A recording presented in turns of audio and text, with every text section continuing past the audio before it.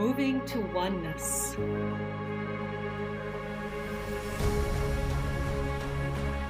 Nourishing curiosity. Embracing differences. Becoming one.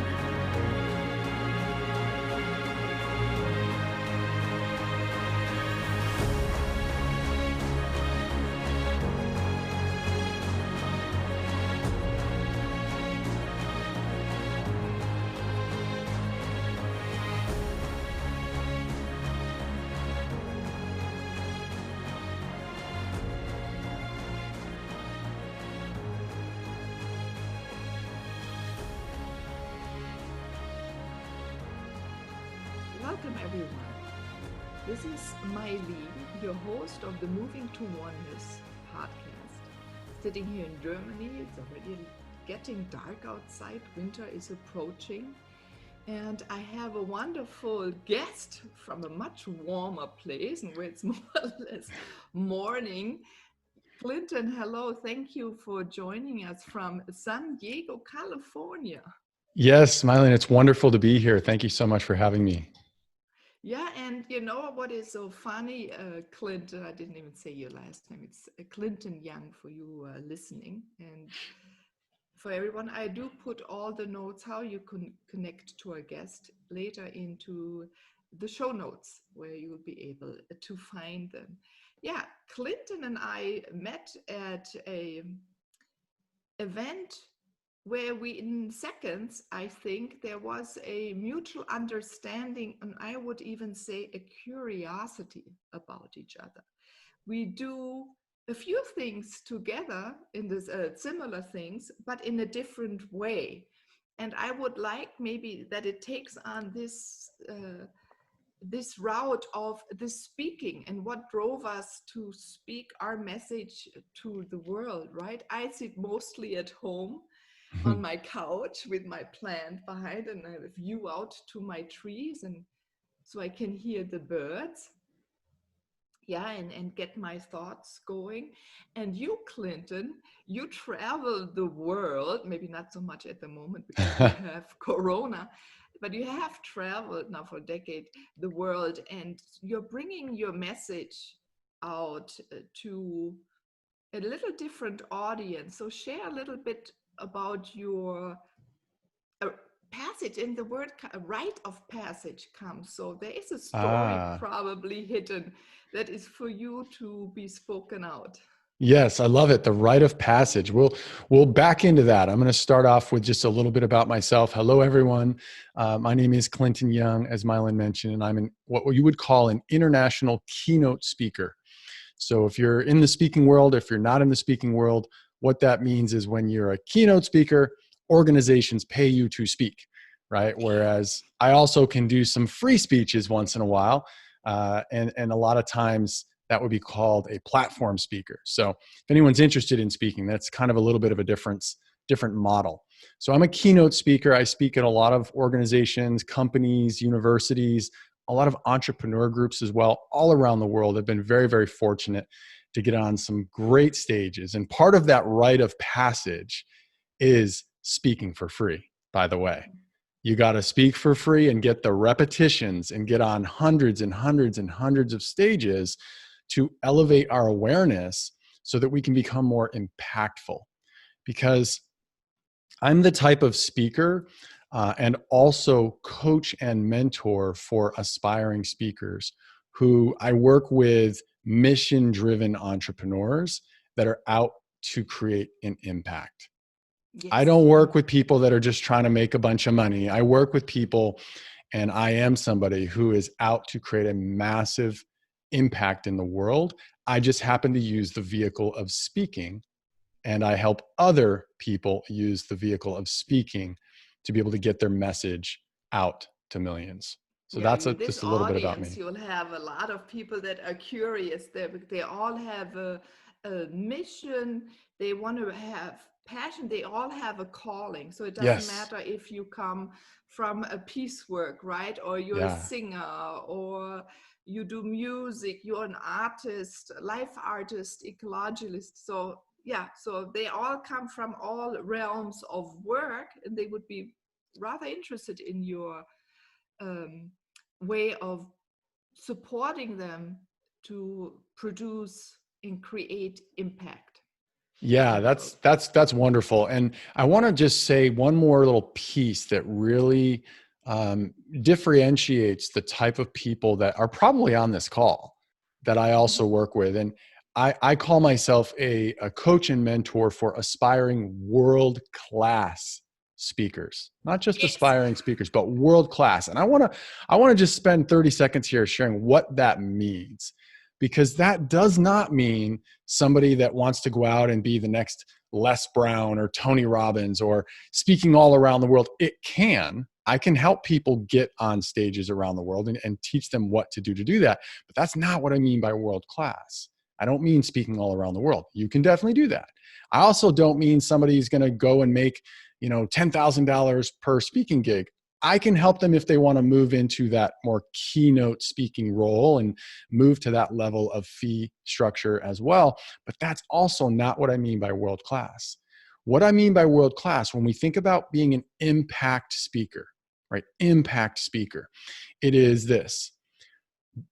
Every single conversation we have, whether it's one-on-one or one to over video, or whether it's in person, or whether it's speaking to 1,000 people in an auditorium or a hall, there is this invisible wall of resistance in a lot of cases, this invisible barrier that separates us as speakers when we're speaking a lot of times from nervousness, from our head, where most people are nervous on stage or when they're on a video, right? And we go to our heads, and there's this wall already there between us and the audience. And what becoming world class is being able to distinguish and become aware of and fully identify the pieces of that wall, and then how do we dissolve that wall so that we actually can be connected to our audience and speak right to their heart.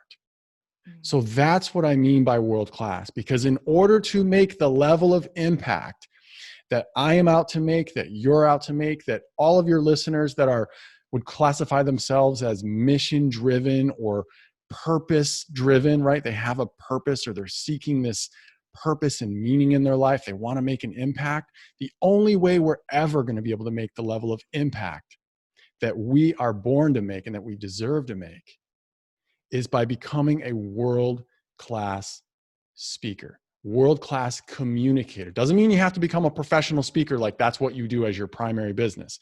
What it means is, whether you're a business owner or even if you have a job, when you become a world-class communicator, that's when you're able to truly impact the world and yourself.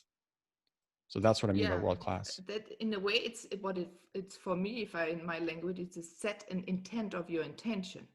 So you have to become Yeah. very crystal clear and say, I'm going to go out for it, and whatever comes, nothing is going to waver me away from it. So Mm. like I cannot not speak. I cannot bring wisdom to this world. If you that put me away, I could be quiet, then I would do, lying down sleeping. Ha. But yeah, I cannot not do it. Yeah. But this is the beautiful way, then we can, so now to really intensify it, to move it forward with more speed, to get there with more speed, to reach more people, yeah, to use the Mm-hmm. tricks of the trade in a way. It is to set a very clear intention, become very clear on what you desire to change in the world and how to impact a person, the audience as grand, right? We Mm-hmm. can shoot, I think about an arrow. We can use Gandalf's stick, right? Harry Potter's wand, to provide this healing, provide this inspiration for a single person to get into movement, into action, right? Mm. But at the same time, collectively, so people can an understanding that they can have hope and begin to believe in themselves and that it's possible. And that's what you are really standing in the world for, Clinton. I think you're showing everyone that it is possible. And the more precise you become in your trade and your vision, the better and faster you get there. So what were some little tricks you learned yourself that got you there? Great question. Great question, Meilin. And your mind is going right where my mind was going. I want people to know, like, how can you accelerate on your path? Because we all have to go through the motions. There's no skipping steps. To become masterful at anything, to become world-class, we need to accelerate our awareness, right? We need to deepen our awareness. And there's a way to accelerate that process.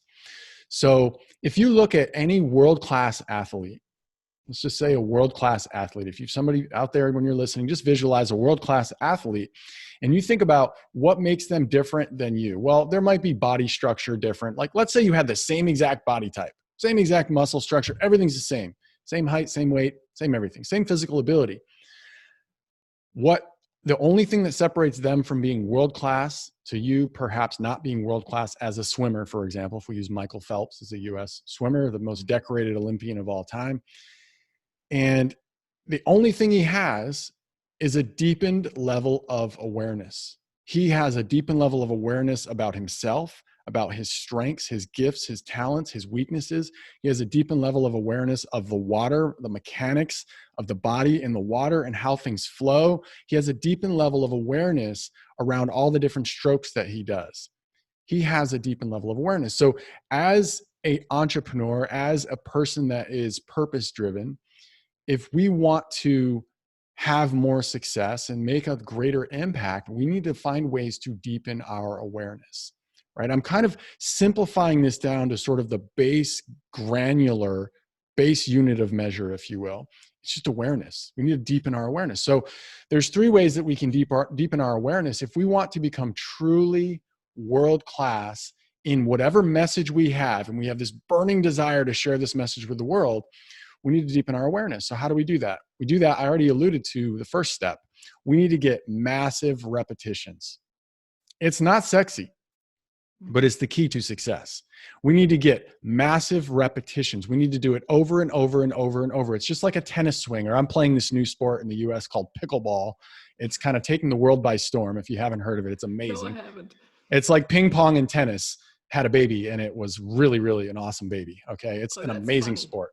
And it's like lazy man's tennis. It's so much fun. So if we want to deepen our awareness, we've got to get the repetitions. We can't just watch videotape.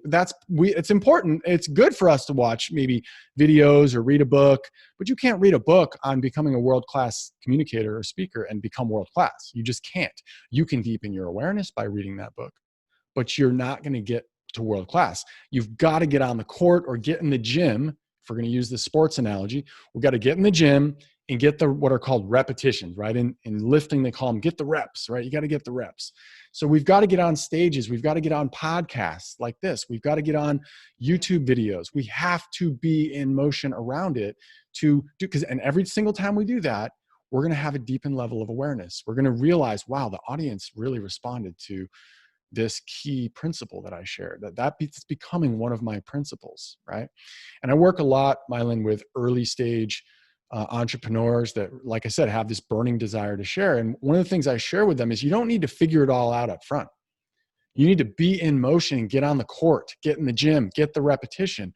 And as you communicate over and over, you're going to start to see some of the puzzle pieces shift into place. And all of a sudden, your methodology of what it is that you teach comes into focus. And now you have these principles. Like I'm sharing right now, I'm teaching one of the principles. It's my 3-step process to accelerate your awareness. It's the repetitions, right? The second one is watch your game tape. This sounds goofy, but like if you think about a world-class athlete, they all watch game tape.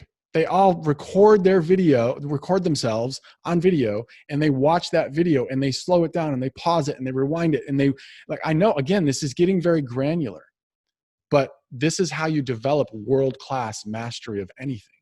You have to deepen your level of awareness. You realize, oh, wow, my hand was not in the right spot on that serve or on that return. Or in speaking, oh, wow, look at the audience. They're totally tuned out when I'm talking about all these facts and details. But when I start telling stories, I notice that they lean in. I need to tell more stories. That's actually a world-class principle. Tell more stories. Facts tell, stories sell. Facts tell, stories sell. Not that you're trying to sell, but that's just a terminology, right? Stories. And we can talk more about that. I have 7 world-class speaker principles that I will give to your audience at the end for free, that I've literally invested tens of thousands of dollars to get, and literally hundreds and hundreds of hours on stages to be able to get clarity around. And I'll give those to your audience at the end if you think that would be valuable. So number 2 is watch your game tape. That's okay, go ahead. Okay, number 2 is watch your game tape. And number 3, just like anything that you want to deepen your level of awareness around and become a master at, hire a coach, get a mentor, surround yourself with other like-minded people that are on the same mission as you, because you're going to get guidance from people that have been there, done that, and they're going to be able to help you shorten the process and accelerate your awareness.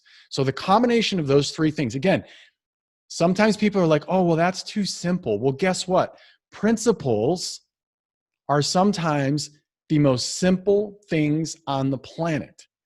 But there's this ancient Chinese proverb, and some people say Stephen Covey made it up, but other people say Lao Tzu made it up. And it's this: to know and not to do is not to know. To know and not to actually do is not to know. So principles are a lot of times the most basic things, but when you develop mastery of them, you see them from 1,000 different angles, not just one angle. And that's when they're internalized. And that's when they become like just the natural flow of who you be in the world. You don't even have to think about them.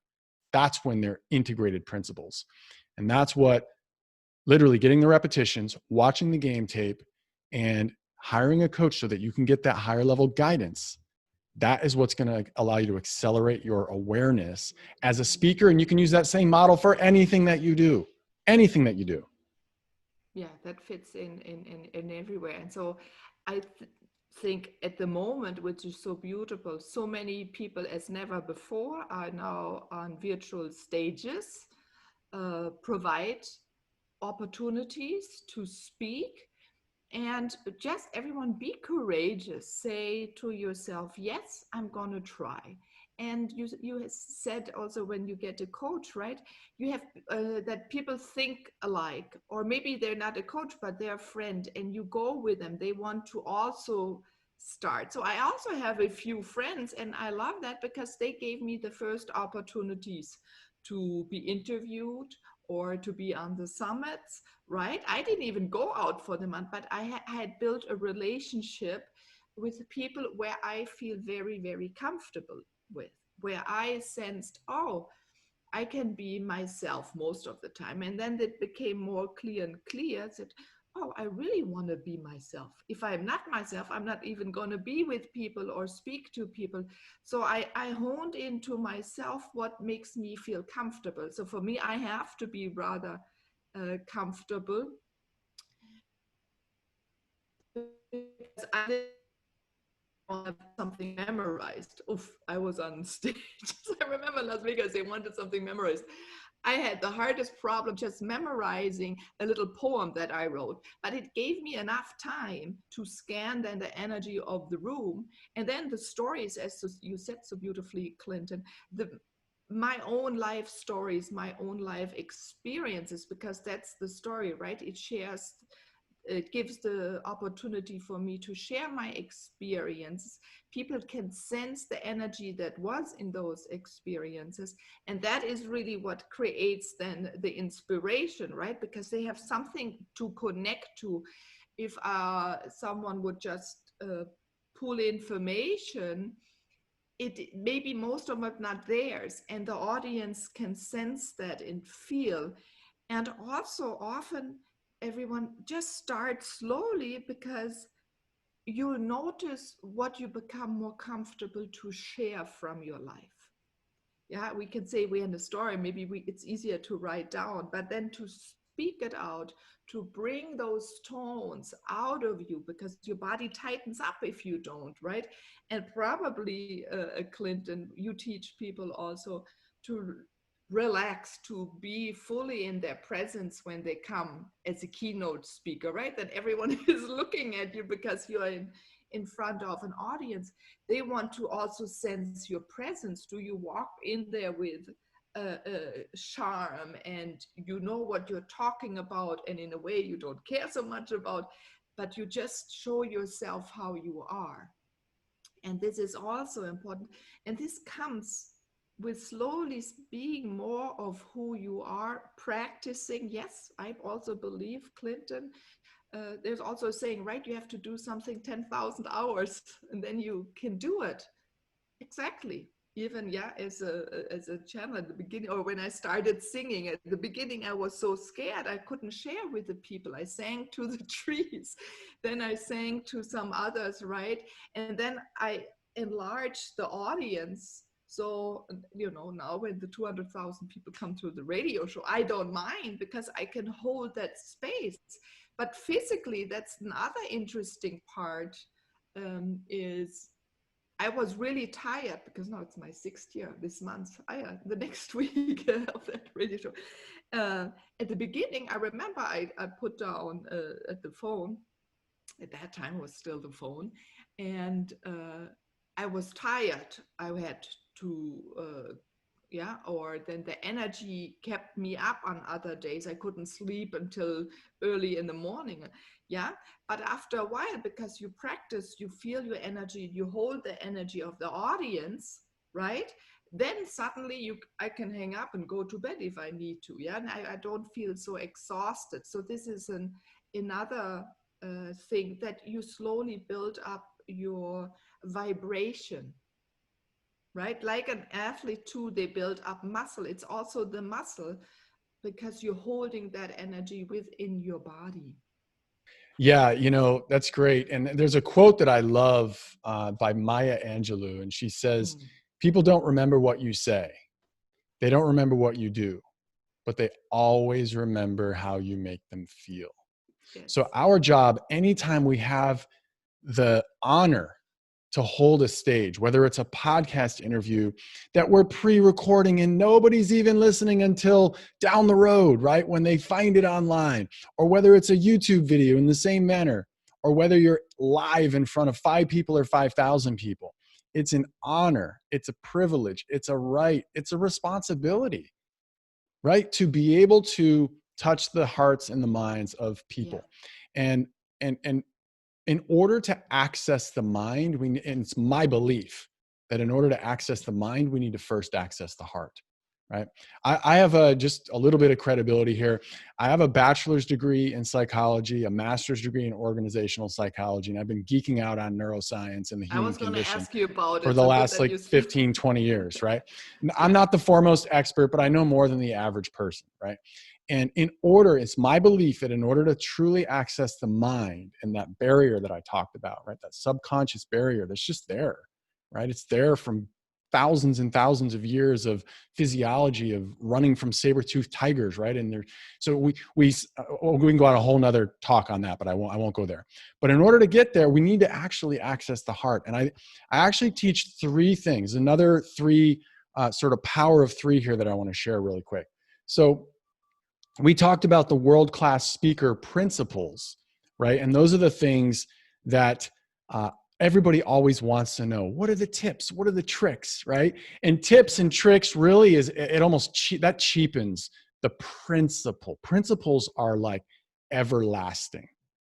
Oh, I like that Right? expression. They're Yeah. everlasting. Tips and tricks, they're like, those are like the little, that's not meaningful. But people want to know the principles, but that's only one leg of a 3-legged stool in order to become world class. Mm-hmm. The other 2 you alluded to wonderfully, and I'll just put another little bit more color commentary on them. And that is number 2, after the world-class speaker principles, in no order here, is authenticity. We have to be authentic, right? And what I mean by that is we have to go from our head to our heart. You see, when we're nervous, because speaking is, I think, the number one greatest fear in the world above death. It's kind of crazy. It is. Even me, by the way, out there, I've spoken hundreds and hundreds and hundreds of times on tons of stages all around the world to literally thousands and thousands of people. And I get nervous every single time I go up on stage. Every single time. And I'm going to give you a trick right now. And this is a little trick, and that's okay. We can have principles and we can also have tricks that allow us to trick our brain and our body to change physiology. You see, if you were to think about that last time you had to speak in public, right? Out there, you might have just raised your hand in a classroom or at a work setting, or maybe you were on a stage in front of 100 people or more, or maybe you're on a video. And you had that physiological response, that sort of tingly feeling in your body. You know what I'm talking about, right? Yeah. That feeling that you feel. You have to have it so that it really comes out. That's a feeling of you being alive, first of all. But what our brain tells us subconsciously, we don't even think this through. We think danger. That's why we assign a meaning. Think about this. When you're walking down a path in the woods and you come across the bear, oh my goodness, right? You're going to feel this feeling, this tingly feeling, and you're going to say danger. You're not going to say it out loud, but in your brain, it's going to say danger. Now, let's have another scenario. You're in a plane and you have a parachute on and you're an excited enthusiast and you love to jump out of planes. You're going to get to the edge and you're going to feel this feeling. It's going to be the same exact feeling, the same exact physiological response, this fight or flight type of response, these chemicals coursing through your body. The same thing's going to be happening to you, but you're going to assign the meaning, not danger, you're going to assign the meaning excitement. The only difference in those two experiences is the meaning or definition that you assigned to that feeling. It's the same exact feeling. So when we get on stage, all we need to do is we need to find a way to shift our definition or meaning of that physiological, weird little tingly feeling that we feel in our stomach and in our legs and in different parts of our body. And we need to assign the meaning. And this is one of the things I say, and I would write this down if anyone's listening. I say, I'm about to do something of significance. I love that. And as a speaker, as an entrepreneur with a message, you are about to do something of significance. You're in no danger. The only reason why we think we're in danger is because we've assigned this meaning of danger. We've let it happen unconsciously. And like you said before, you've got to have intention, right? You're just not being intentional when you're allowing that to happen. So what we can do is we can be intentional and say, I'm about to do something of significance. And what happens is that a lot of times that will shift our focus from our head down to our heart, right? Beautiful. And that is being authentic. That's shifting our concern from ourselves and, oh, I'm not going to look good, or I'm going to say something stupid, or they're not going to listen to me, or I'm not prepared, over to put yourself in the audience's shoes and get yourself over there in their heart and in their mind. And this leads to the third principle, and that is vulnerability, right? So I said world-class skill set, speaking skill set, authenticity, shifting from our head to our heart, and then vulnerability. We need to connect with the pain, the collective pain of the audience. I'm going to say that again. We need to connect with the collective pain of the audience. And when you become a savvy entrepreneur and business owner or speaker or mission-driven entrepreneur, you are going to have more and more and more clarity when you work with people like Meilin or other people that maybe are your coaches or your mentors. And you're going to have more and more clarity of who you want to serve. And then you're going to find opportunities to get in front of the audiences that have a high percentage of those types of people. And when you're able to do that and you're able to truly understand your audience, your ideal person that you want to serve with whatever solution you have in your business, you're going to know automatically the collective pain of your audience. Because one of the things one of my mentors shared with me a long time ago is he said, fall in love with your audience, with your client, not with your product.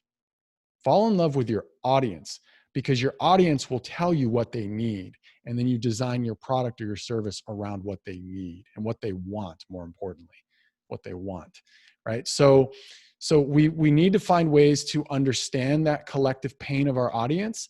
And again, as a seasoned entrepreneur and you start to really understand your audience, you're going to know that automatically. But if you don't and you're just starting out, well, there are ways to find out, all right, who's in the audience, right? Talk to the host, the person that is bringing you on their podcast. Who's your typical person that you're trying to impact? Because those are probably going to be the people that are going to be in the audience.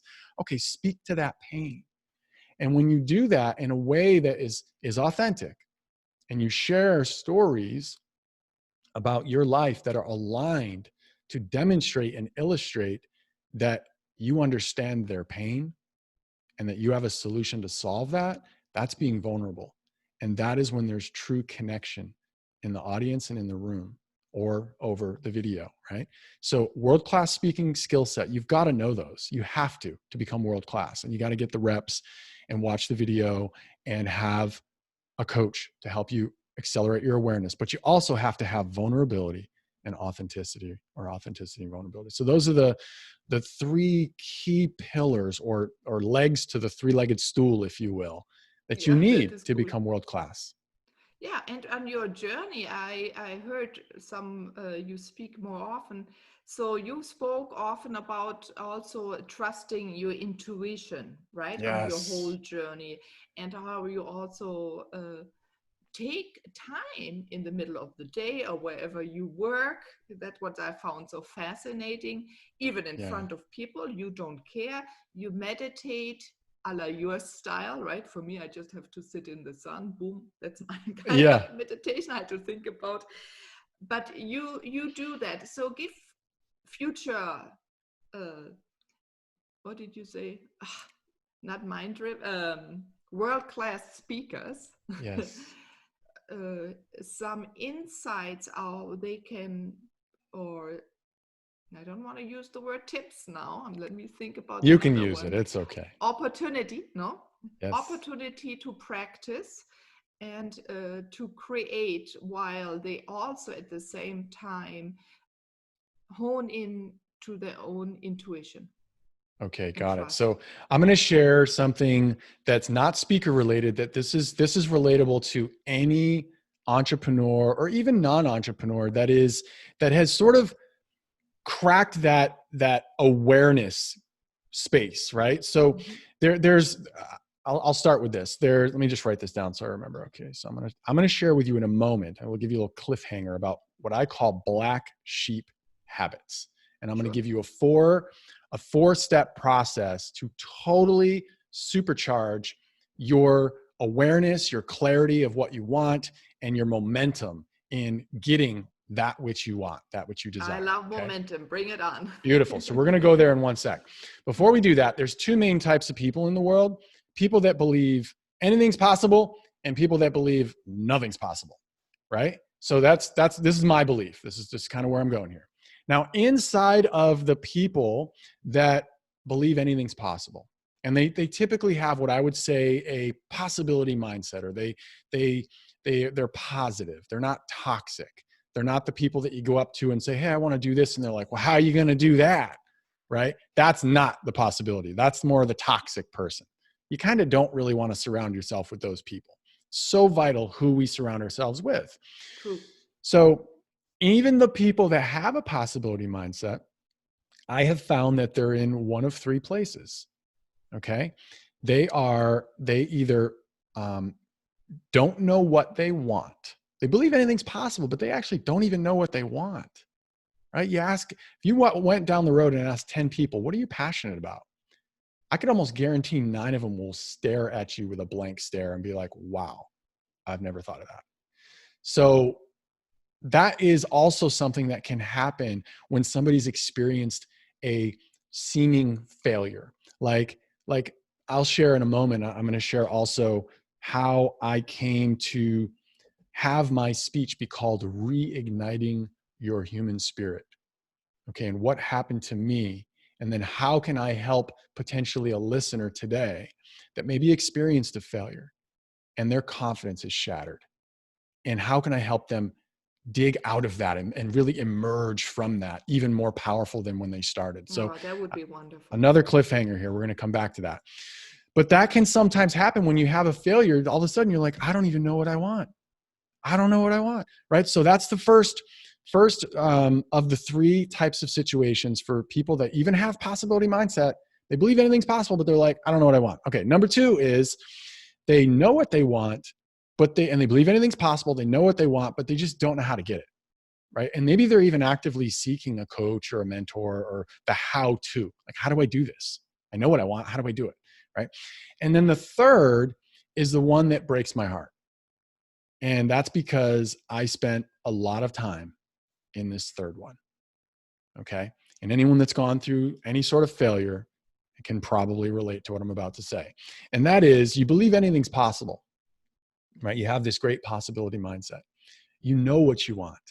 Yeah. You even know how to get it, but you don't believe that you can do it. That's a Other big people one, I can think. do it, but you can't do it. It's possible, but I can't do it, right?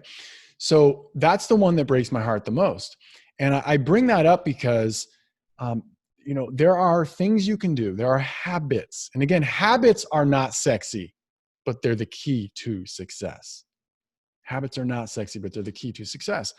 So what can we do right now? Well, I have 8 black sheep habits. I'm going to share 4 of them right now that are super powerful. And I'm going to give you a bonus, like elixir, if you will, this magical elixir that Yes, we need that that. really fires the whole thing up. Let's So do if that. you don't know what you want, there's a few things you can do.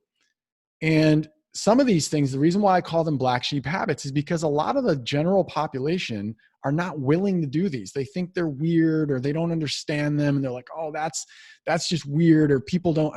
Okay. So the first one is meditation. You mentioned this already. And I even sometimes meditate in public. I don't care. I just don't care. If I want to close my eyes and just be present, and if you don't know what meditation is, I would imagine most people that are listening to this know what it is, but there's a lot of different types of meditation, right? Sometimes I just close my eyes and I just try to think of no thoughts whatsoever. Any thought comes into play, I just let it go and release it. And I just try to see black or white, either color or any color, right in front of my eyes. That's all I do. That's very simple, right? And I just focus on my breathing. And if anything happens, I don't make myself wrong for it. Just gently release it and just come back to your breath. Just come back to your breath, right?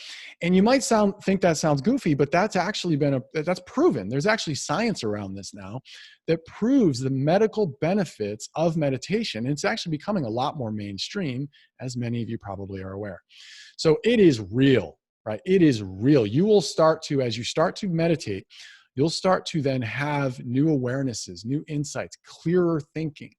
So a lot of times what I'll do is I'm going to give you these 4 right in a row. And I do them a lot of times in this order, not always on the same day, sometimes back to back to back on the same day though.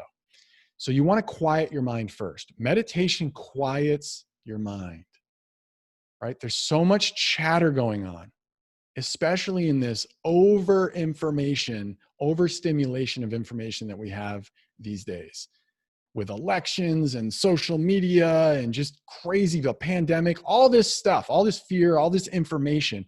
Even when there's not crazy stuff going on, there's way too much information, right? We need to quiet our mind to tap into our intuition. We need to quiet our mind to be able to actually connect to whatever we believe our source is and get this level of connection and communication and insight. So meditation, that's to start. Now, what we can do is we can go out and do what I like to call contemplation. Okay, contemplation. Number 2, how can we do that? Let's go take a walk in nature by ourselves. Take a walk in nature, be in nature. Even if you live in a city, go somewhere where there's a tree, something where you feel like you are in nature. The deeper in nature, the better, but just get where there's grass, take your shoes off, walk on the grass, and be by yourself. Be by yourself. She liked that. You get that negative ion exchange with the ground. It's a beautiful thing. Even if you don't understand it, there are things happening in your favor. Just like you don't need to understand how electricity works, you just flip the switch and the light turns on. Don't worry about how it works. Just know that it works, okay? It works. So contemplation will allow those things that were sort of that clarity that was created during meditation, contemplation allows those things that are the right things to emerge.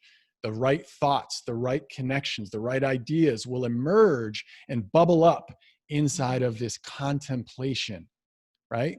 Contemplation, you are actually thinking, but it's very intentional, peaceful thinking.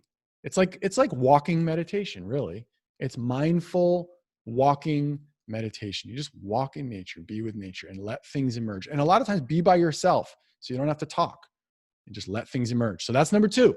These are black sheep habits, right? Because sometimes you have to be willing to step away from the herd and stand out from the herd and be that sort of black sheep, kind of like being an entrepreneur. It's not the normal thing to do, right? It's like you're breaking from the mold, if you will. So that's number 2. Number 3 is when you get all these ideas, we've got to write them down. And there's power in journaling. There is power. The first time someone told me to keep a journal, I'm like, come on, that's silly. Or that's, if you're a guy, you might be like, that's a girly thing to do. No, journal. I'm telling you, write things down, right? You don't have to write about rainbows and butterflies unless you feel that, but like, just write what happened to you that day, right? What emerged. A great practice is to literally wake up every morning and just to free write. Don't think about what you're going to write. Just start moving your hand and let whatever comes out, comes out. Funny. And it's powerful. My son was tiny. Sitting in Atlanta, I did it for 2 weeks. I'm not a big writer getting up early, but I did it at that time. So I started writing with no full stop, no comma, not German, English mixed, no worries. Now then we moved over back to Germany, and a few years later, I found that book, Unpacking the Last Box. Nice. And I read it. I was so surprised, and this is what you're hinting to, because we have visions, right? When we contemplate, when we go through nature, we are so connected to everything that exists. Mm-hmm. All of these things happened. I looked at it, I only had like a few, I don't know, 20 pages, 30 pages written, because I did it only for 2 weeks. I said, oh my God, it all happened. So this is what the power is of the setting the intention, manifesting it in the cosmos, and then materializing it here on this earth. So the moment you do write it down, it's manifesting what you thought of, and that creates the materialization. Totally, 100%. And just like I said earlier, especially if you're somebody like me who I call myself a verbal processor, right? So I get my most clarity when I'm actually speaking. When I'm speaking things out, that's when I get clarity. Now, not everybody's like that, but what I do find is when you're in motion, if you think about water that's stagnant in a pond, that's like got some turbulence going and some eddy currents going around in circle. There's a lot of mud in the water and it's all muddy. The way to clear that is not to let it sit still, but to actually flow water through it. And it acts like a filter. And as you flow water through it, right, you just flow it through nice and gently, all of a sudden it becomes clear. So we get in our flow when we're in motion, I find. It loses technicity, Yeah. So we want to journal. And as we journal and we write things down, again, things are going to solidify. We're going to start to see patterns. We're going to be like, whoa, okay, this is cool. And then you're going to have more and more awareness and more clarity. So journaling, and it's slippery. A lot of times these thoughts you have when you're meditating or you're contemplating, they're slippery, right? You'll have it and then it'll be gone. And you'll be like, dang it, what was that thing? Write it down, put a date on it. So that's number 3. Number 4, let's say now, fast forward, you are clear about what you want. You're like, yes, I got it. I'm clear about what I want, right? Now, in order to accelerate the actual physical reality of that thing, there's a lot of science behind what I'm about to say, but we're not going to really get into a lot of it right now. But we want to do the granddaddy or grandmommy of them all, of all black sheep habits. Again, there's 8. I'm going to give you 4 right now. This is the 4th one. This one here is the biggest one. And it's this one right here. The top fighter pilots in the world, the top entrepreneurs, top CEOs, top entrepreneurs, et cetera, et cetera, et cetera. You name it, top athletes, world-class Olympic athletes, they do this fourth one. They do probably many of these, Now but I'm they do curious. this fourth one. And there's science behind the power of this fourth one, of how it creates manifestation or things arriving in your life. And that's visualization. Visualization. We have to visualize what it is that we want. I'm going to share a quick story about Michael Phelps. I shared about him earlier. He's like I said, world-class athlete. He used to be in the Olympics. I don't think he's doing anymore, but he has 28 gold medals, something like that. And 23 of them are gold medals. It's something ridiculous. And it's not ridiculous. It's amazing. And he says, before every Olympics, every 4 years, right, he would spend 8 hours a day, 7 days a week, 365 days a year. By the way, folks, that's every single day of his life. For 4 years, 8 hours a day in the pool and working out, weight training, or being in the pool. So actually physically working out. And even he says that visualization was his secret weapon. Visualization was his secret weapon. And he shares this story on a Forbes article, a video. You can probably Google this and find it. I have it. I share this in my presentation sometimes. He talks about how in the last Olympics he was doing I'm not a swimmer, so I don't understand the back and forth, and I'm not on the metric system. So it's something like 200 meters. I have no idea. It was like 8 lengths of the pool. And about 2 lengths of the pool in, he's doing the butterfly, which is a really hard stroke, right? Where you're jumping in and out of the water and, coming way up high. He said his goggles filled up completely with chlorinated water. Burns. He could not see a thing. He couldn't see a thing, Meilin. And he swam the whole rest of that race, about 3/4 of that race, totally blind. Not only did he win gold, he set a world record in the butterfly. He was totally in the zone. He was totally in the flow, and he visualized. He could see it. Every single stroke, every single kick, everything about it, he could see. He'd already run that or raced that race hundreds of times in his mind, and he won every single time. So if nothing else, he created a rhythm, and because he couldn't see, he really tuned into his own rhythm. Yeah, you're right, because they measure a stroke, they know when to turn, and they've done it so often, so it's easy to switch. But he also went into his he trusted himself extremely, right? He could have just say, I'm done, I can't see. But there's the difference. He trusted himself. He was confident in his actions, and he knew he has to swim. That's again where there's this calling. He cannot not swim, and he cannot not give up. Yes. So when we visualize, it primes our brain for success. It primes our brain for success. And the quantum physics around this we won't get into, but you start to attract things into your life. You start to become aware of things in your life that were already there that you could not see previously because you did not have that level of awareness. That's what starts to happen in your life. So there's a lot we could talk about that all day. We can meet again and we can go on but for hours. That's the fourth one, the fourth powerful black sheep habit. And we'll stop there on the black sheep habits. But if you're confused, or if you don't know what you want, or you're having challenging times, do these 4 practices: meditation, contemplation, journaling. Contemplation is the walks in nature, journaling, and then visualization. And you tell me that magic and miracles don't start happening in your life. You just tell me. Reach out to me and let me know if they don't. Okay, let me know if they do. And probably the more you do your black sheep exercises, everyone gets more comfortable. So you sense it within your own body, right? If you're even visualizing the right thing, you become very in tune with your own movements. Yeah. So that is why I like that you combined it, that you go for a walk, you feel comfortable. As more and more you relax into your own vision. Yes. And what I believe I always say, you let your vision pull you. Yeah, I love that. Love that. That's great.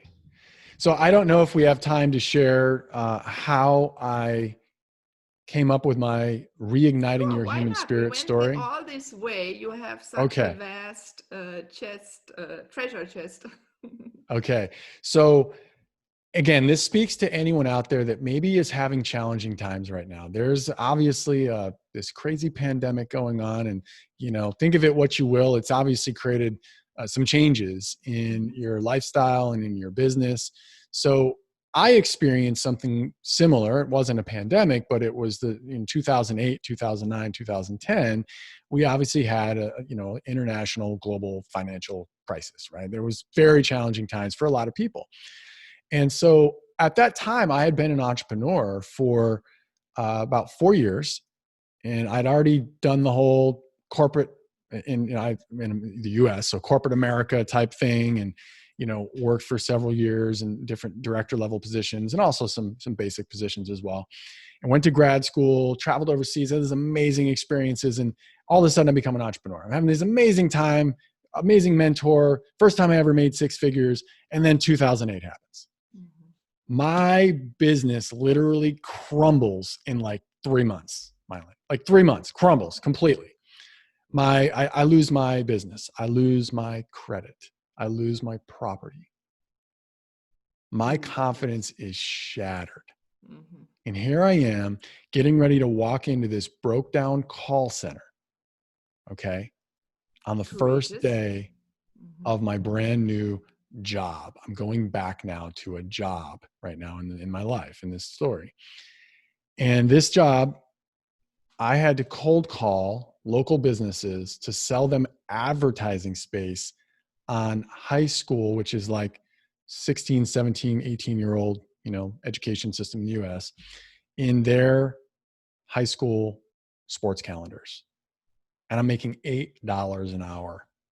I'm making minimum wage. So I went from several six figures down to that. Not that there's anything wrong with that job or making that level of money, but I just felt like that was a massive step back for me. So I'm not gonna tell you the whole story there, but my confidence is shattered, okay? Absolutely shattered. And I'm lost. I'm confused. I once believed everything was right in the world. I'd always been someone who followed my intuition.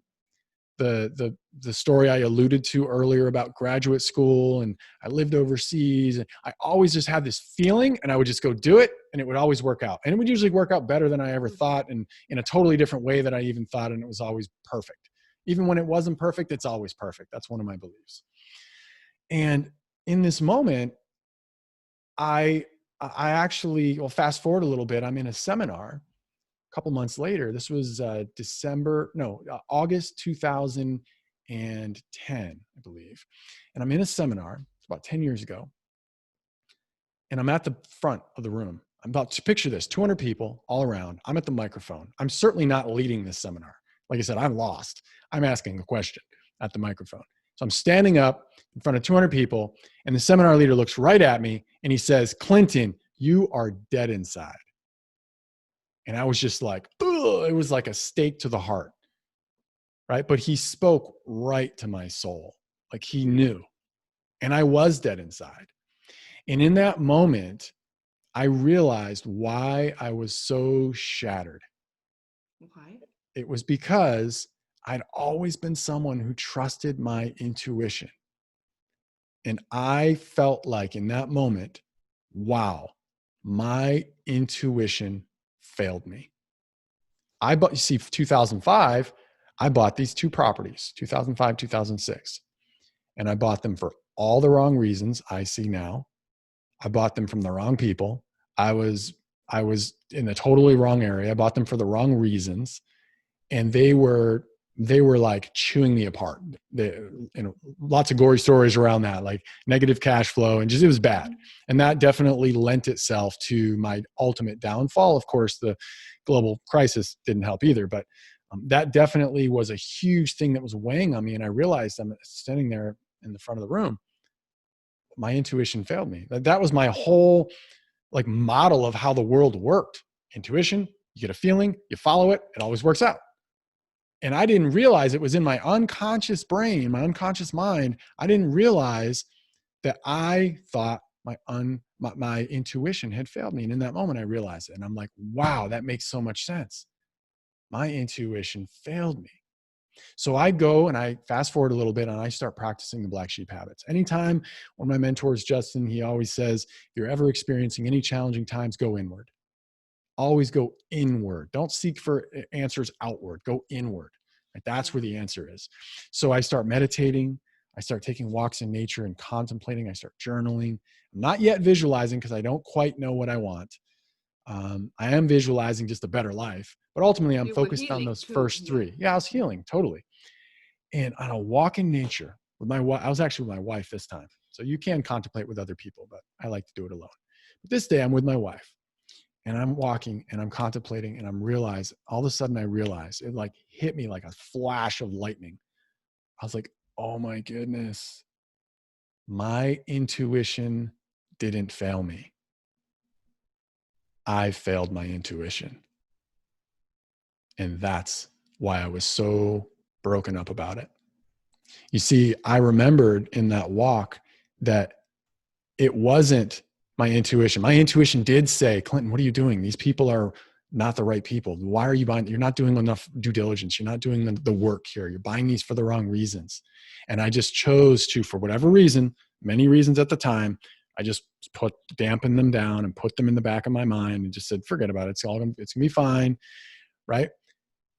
And it did speak to me, but I failed it. So that's why I was so shattered, and it just didn't, the world didn't make sense. And I spent the next 4 or 5 years healing from that process and learning to trust my intuition again. Because when I trust my intuition, magic and miracles happen. When I trust my intuition, magic and absolute miracles. And I have an actual formula that I learned through that whole process. We could go into that and how you can actually do that. How you can literally simple 3-step formula to trust your intuition, to learn to hone into it and feel it and use it to create momentum in your life. Perhaps another conversation. So why is my speech called Reigniting Your Human Spirit? Well, a lot of people always say, why is it reigniting? Why isn't it just igniting? And I'm like, because when we're born, when we're little kids, when we're souls that, whatever you believe, right? All of a sudden you're a new human on the earth. We have this massive light. Anything's possible. Everything's possible. We can do anything. In fact, when our moms or dads or people older than us, when we're little kids, say, you can do anything in the world, and it falls on deaf ears. We're just kind of like, yeah. It's actually true. It's actually true. Like, we can do anything. It would be a cruel joke from God, source, whatever you believe, whatever your higher power is. It would be a cruel joke if you had the ability to visualize something and see something and have an idea about something and not actually have the potential to achieve it. It would be a cruel joke. So anything that you can actually see in your mind, you can actually create. You can actually have in your life. So reigniting your human spirit, well, a lot of times things happen and our light goes out, or our light gets flickered, or there becomes this sort of film around it and we can't see through it. We get confused, or we don't believe it's possible, or we don't know how to do things. Well, my speech and what my body of work is all about is how do we reignite our human spirit? How do we reignite our human spirit and unlock our full potential, access our intuition, access our true soul's purpose, and live an extraordinary life and be in service to others inside of our greatest gift? How do we do that? That's in my opinion, for me, that's a life worth living. And that's my vision. I'll end with this. My vision is to co-create, right? And co-cause. I'm not the one. I'm not Neo from the Matrix. I'm not the only one, right? But I want to be a part of this movement to create a global tipping point in possibility consciousness by December 31st, 2029. So we've got about a decade to do this. We'll be there faster. Good. And that's why I'm not just a speaker coach. Like, that's totally diminishes what I do. That's not what I do. I do coach and mentor people that want to become world-class speakers, but it's not because I want to help people become speakers. It's because I want, and I'm committed to creating a global tipping point in possibility consciousness. And I know I can't do it alone. So I'm on a mission to ignite over 1,000 world-class mission-driven entrepreneurs as world-class speakers inside of that same time frame, inside of the next decade, to help me uplift fantastic. humanity. So that's my mission and that's my vision. Everyone who's meet you, they'll just be able to synchronize. That's what I love, right? This is so the power why when we find someone, we sense there is something to discover, right? It's because they carry, or you do carry so much information because you have lived it again. You went through these experiences. So you're teaching really what you've discovered, how you dissolved the trauma and, feeling it close and then open up again. And it's easy then for anyone while get to synchronize to your wisdom. So the easy way, everyone, meet him, stand next to him and go like, and you get a lot of it. Yeah, people going back to intuition. That's how we can pull a lot of information already, right? Yes. We don't need to speak so much. But at the moment, everyone do connect with Clinton, because I think he has a lot more to offer than he's speaking about and even voicing. And I think, Clinton, that will change also for you. You're going to share much more of what is inside you, and there are things you can't fathom yet that you will be speaking yes. about. We're and just scratching the what surface. Drives you, and that what drives you. Yeah. I think that's, and I can't wait to meet all of your 1,000+ new world-class speakers.